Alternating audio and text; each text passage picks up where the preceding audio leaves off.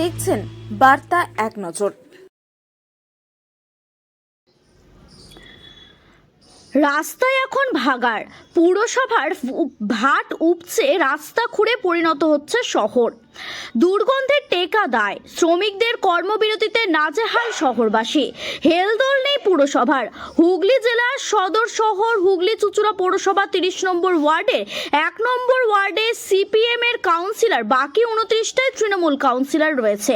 গত কয়েকদিন ধরে পুরসভার অস্থায়ী কর্মীরা কর্মবিরতি পালন করেছেন। তাদের দাবি মজুরি বৃদ্ধি করতে হবে। পুরসভা সিদ্ধান্ত নিয়েছে 65 বছর হয়ে গেছে এমন শ্রমিকদের বসিয়ে দেওয়া হবে।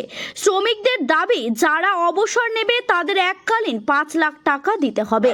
পুরসভার দাবি না মানায় গত সপ্তাহে বোর্ড মিটিংয়ে চেয়ারম্যান সহ কাউন্সিলরদের গভীর রাত পর্যন্ত ঘেরাও করে রাখে শ্রমিকরা।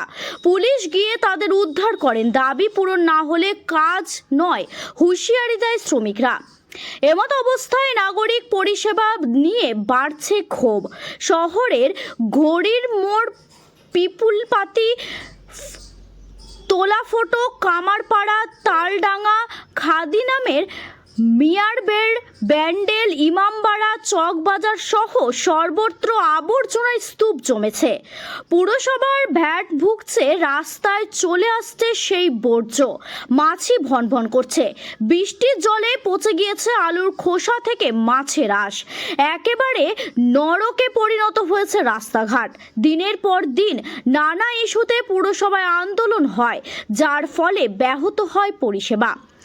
এমনিতেও প্রয়োজনে অতিরিক্ত শ্রমিক কর্মচারীদের মজুরি বেতন দিতে ভারে মা ভবানী পুরসভার।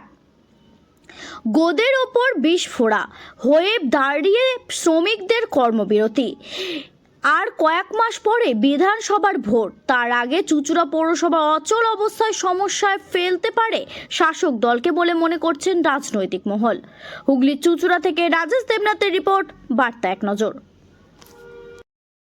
সপ্তাহ অব্দি সই করে নিয়ে চলে গেলেন যে ডেঙ্গু সচেতনতা নিয়ে তারা জল জমতে দেবেন না, পরিষ্কার পরিচ্ছন্ন রাখুন। এদিকে তাদের সই সাবুদের কাজে চলছে, অথচ নগর মানে অপরিষ্কার হয়ে রয়েছে। এটা যেমন হয় তাই হচ্ছে, একে পায়ে গোদ তার উপর বিস্ফোরা যেমন হওয়ার হচ্ছে। তবে ভালো নয় পরিস্থিতি, এটা ঠিক সুন্দর কিছু হচ্ছে, এটা সুন্দর নয়। এটা আপনারা তো যেখানে দাঁড়িয়ে কথা বলছেন, এখানে একটা জলের পচা দুর্গন্ধ পাচ্ছেন, এখানে একটা সব রকম তার ইয়ে পাচ্ছেন। এটা সাধারণ কথা, যে কেউ বলবে। আমি কোনো রং বা কাউকে দোষারোপ করার জন্য বলছি না। নগর উন্নয়ন পরিকল্পনা, নগর উন্নয়ন পরিস্থিতি, পরিচ্ছন্নতা, এটার দিকে তো সচেতন হওয়া অবশ্যই দরকার। অনেক শিশু, অনেক বয়স্ক লোক, যে কোনো লোকই, তারা তো অসুস্থ হয়ে যাবে, তখন হসপিটালে জায়গা পাবে না, তাদের শেষ দশাটা কি হবে সেটা। পৌর প্রশাসন হলে পৌর নাগরিকদের দুর্ভোগের আর শেষ থাকে না। আমরা দেখতে পাচ্ছি তার প্রকৃষ্ট উদাহরণ হুগলি চুঁচুড়া পৌরসভা। এখান জঞ্জাল পুরো ভাগাড়ের মতো অবস্থা হয়ে রয়েছে, দিনের পর দিন পড়ে রয়েছে। ডাস্টবিনগুলো পরিষ্কার করার লোক নেই।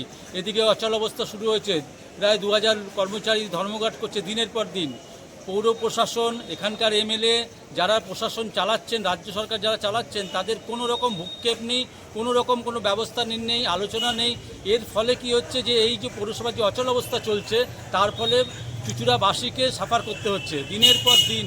তাদেরকে অথচ ট্যাক্স কিনতে ফাঁকি দিতে পারছে না, ট্যাক্স তারা নিচ্ছে, ট্যাক্সের টাকা দিতে হচ্ছে, অথচ তারা পৌর নাগরিক যে পরিষেবাটা, সেই পরিষেবা থেকে।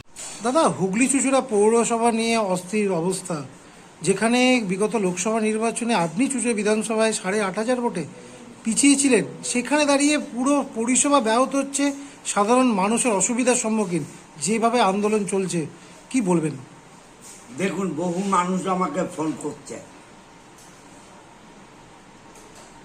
কিন্তু পৌরসভা তো একটা স্বশাসিত সংস্থা। তার চেয়ারম্যান আছে, সিআইসি আছে, ভাইস চেয়ারম্যান আছে, কাউন্সিলররা আছে, এটা তারাই দেখে।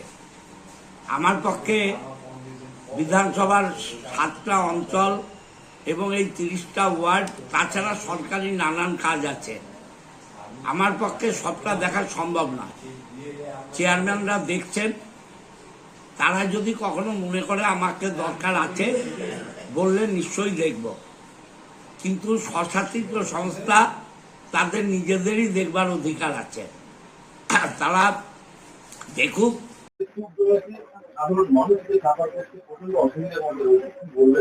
আমরা এটা তো জানি একটা চক্র কাজ করছে, ষড়যন্ত্র হচ্ছে, কোনো এদের ট্রেড ইউনিয়নের কোনো অ্যাফিলিয়েশন নেই যারা করছে।